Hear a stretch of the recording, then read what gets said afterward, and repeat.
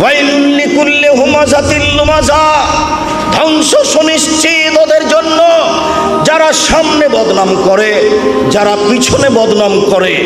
জীবনের জন্য ভুলে যান, কোনোদিন মানুষের পিছনে লাগবেন না।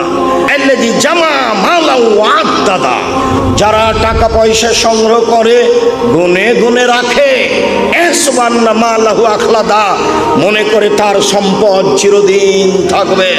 আল্লাহ কখনো নহে, অসম্ভব হতে পারে না।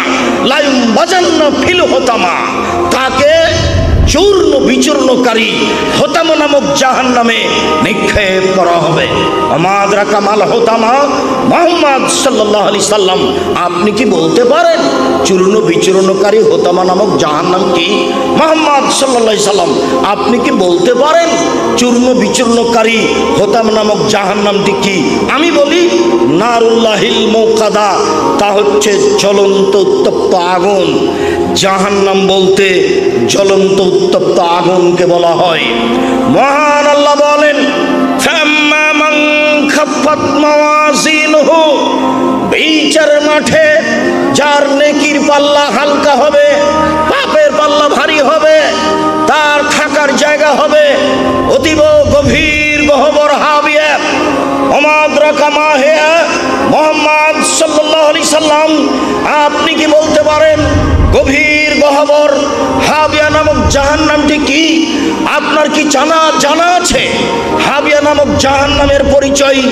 আমি বলি নারুন হামিয়া, তা হচ্ছে জ্বলন্ত উত্তপ্ত আগুন।